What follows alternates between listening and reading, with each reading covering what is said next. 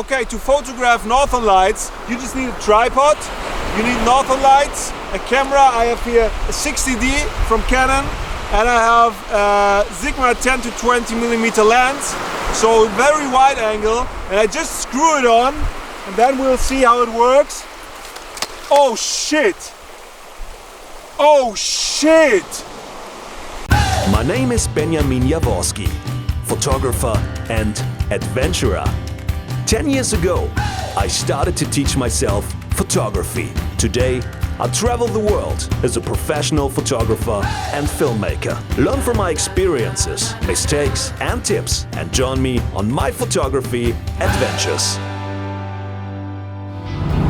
It's early in the morning and we're on the way to Rina, and hopefully we get some nice red fisher cabins and a sunrise in the background. So that is the shot I'm looking for, and hopefully it works, because we woke up at around 4 a.m. and now driving for almost 1 hour 15 minutes to Rina, and it looks good on the water, but we'll see what it's like when we're there.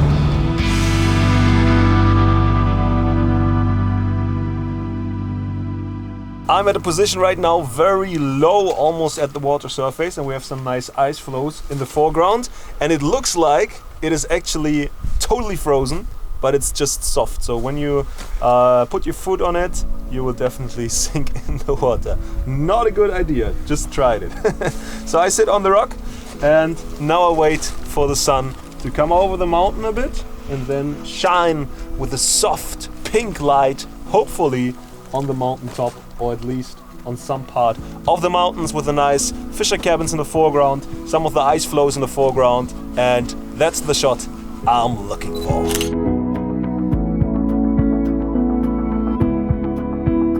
What I really hate about people being in nature leaving their trash, that is actually, I don't know why it's even here, a piece of plastic you put on your hair for showering. Why is it on a beach?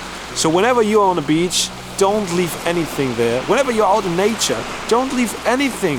Whenever you are somewhere out in a city, don't leave your trash there. Just take your trash with you, and nature can be just as beautiful as it is. And every time I see trash, I collect it. You're free! And then throw it away. Go! Somewhere in a rubbish bin. So this piece comes with me, and I throw it away later. And when everybody does that, just if it even is not yours, that's not mine, but I collect it, then all the beaches would be a bit more clean.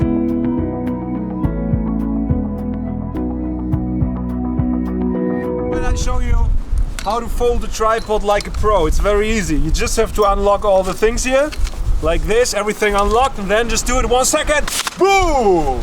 And then you can pack it.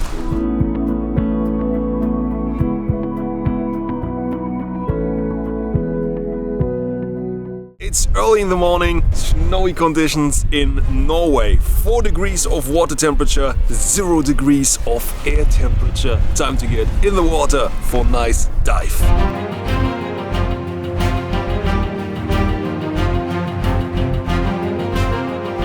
We're ready to go. Everything is on me. I have like 13 kilos more on weight because of the dry suit. It's totally heavy, totally cold, but it will be much more cold in the water.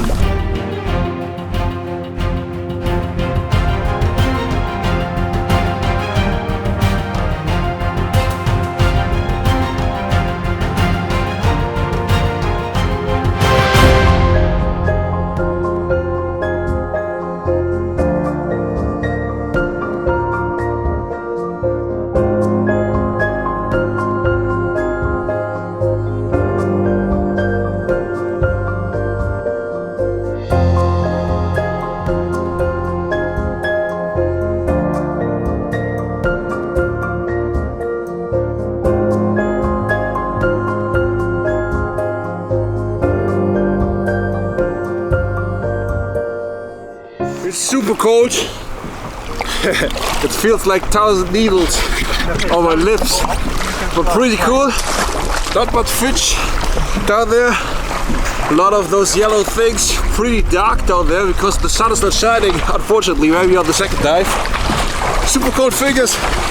hard to make everything on the camera, but it was nice.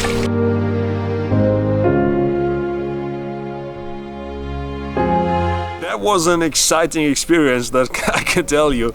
Amazing water visibility, 50 meters, 4 degrees cold, and it's quite hard to use everything on your camera, especially the small buttons with the big globes, and they were not as big as I wanted them to be because it was so freezing on my hands. But anyway, great photos, great colors underwater. We just stopped here at the Fisher Cabins at Orlinilzoy. It's near Rina and Hamnøy at Sarkozy, I think it's called in the background. And we just found that camera. Look at this, it's completely frozen. It looks like it was laying here for the whole night or even several nights. It was staying laying next to the street. With a tripod, with everything. Lens on, a good Sigma, 10 to 20 millimeter, EOS 60D, and it's completely frozen. Look at this, it's even frozen inside. Okay, I just checked the camera and it looks like somebody left it here on purpose because there's no mirror inside anymore. There's no battery inside and no SD card inside. It looks like the camera was falling in the water or something because it's totally rusty. But why the hell do you leave a camera just out here in nature? It's so stupid. Why don't you put it just in the trash? But good for me, because now I have a Canon and now I can do all the fun stuff I ever wanted to do with a camera, like this. Oh shit, my camera's just fallen down. I think I have some dust spots on my sensor. I have some small dots, you know, on the image. Let's open it. Oh yeah, there's some dust inside. Whew. I need a dust blower. I need to clean it. I think there's some... Ah! Fuck. It's a new game, it's called camera curling. You need a tripod with the camera and then... Almost. It's always important that you store your camera in a safe place, so be careful.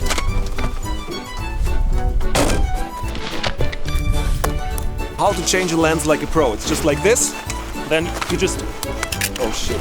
It's time for Northern Lights and I'll show you how to photograph some Northern Lights. First of all, I need a right perspective, so I have my camera and yeah, let's get a nice perspective.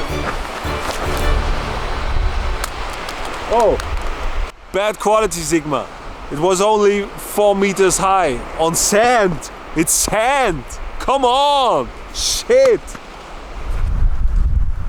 Have you seen my lens?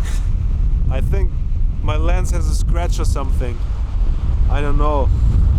But I show you now how to photograph Northern Lights. It's night, it's half moon, and as you can see, Northern Lights in the background. My workshop group is over there, taking photos, totally amazed by the Northern Lights. And right now it's half moon. And because it's half moon, we have a very lit foreground, and I just want to mention how great the Sony a7S is. It's actually the a7S II. We film right now on ISO 50,000 or something with f1.4, 30s of a shutter, and it's just lit. It looks like I'm standing here during day. Crazy, amazing. So just look at it, enjoy it with me.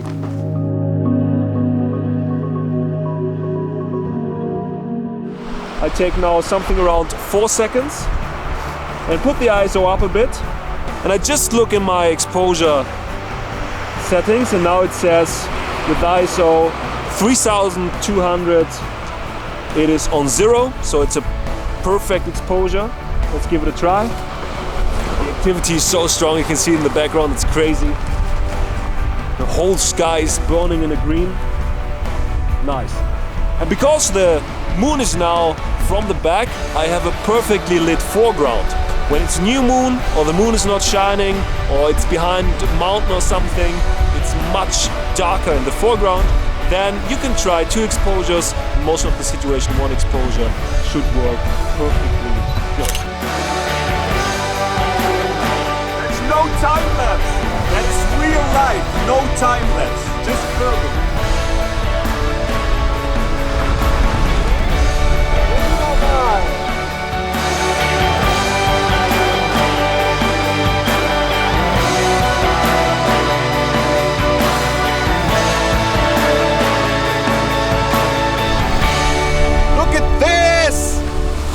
Look at this!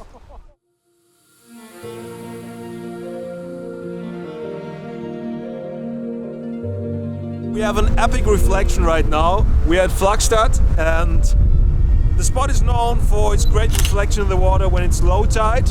Now it's almost low tide. The water is going backwards again, but not full low tide. But we still have a nice reflection, and I don't know why, it's super empty.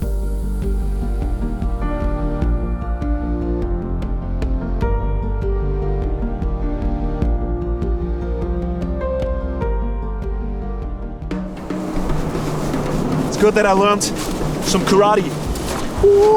Okay. Oh, look at my socks. I hope that I don't get ill. I don't get a cold from that cold feet. Is it an epic thing? Karate Kid? Hope that I don't hit the ground.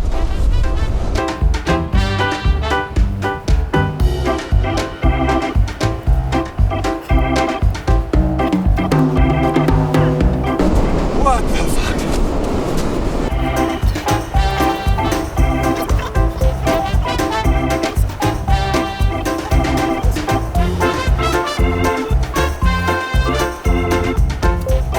It's me against the shoe.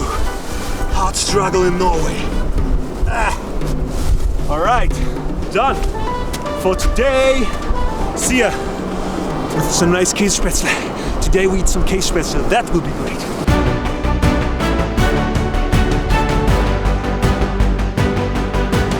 New day, new chance. It's pretty sunny today, so we tried to get some shots over and underwater of the red fisher cabins. Visibility in the water is good. The sun comes from the back, so let's go! And thank God, only with the hands in the water.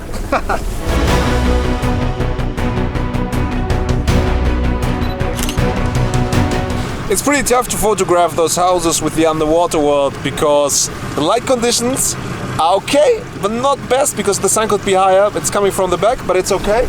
And I always try to keep something interesting on the ground. So when you want to do an over and underwater shot, you need something interesting over water. Then we have the nice fisher cabins, nice light, everything good, but as well some nice underwater world. And that is pretty hard because it's sand, sometimes it's rocks, sometimes it's that. The boat is moving, so I always have to tell Daniel, go a bit forward, go a bit backward, turn a bit to the left, turn a bit to the right. And I lean overwards with my dry suit on, with gloves on. So we go to another spot. And I think I already took some nice photos, but we'll give it a second try. And yeah, I'm looking forward for that.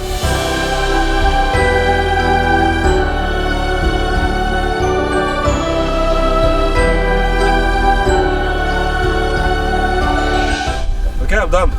You done? Yes. The cart is full and life is hard. It's our last day at the Lofoten, and yeah, this camera was a lot of pleasure for me.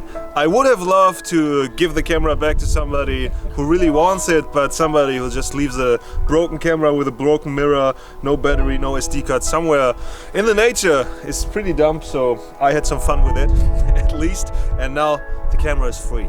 It can fly. It can go to photography heaven. So, you're free! Go!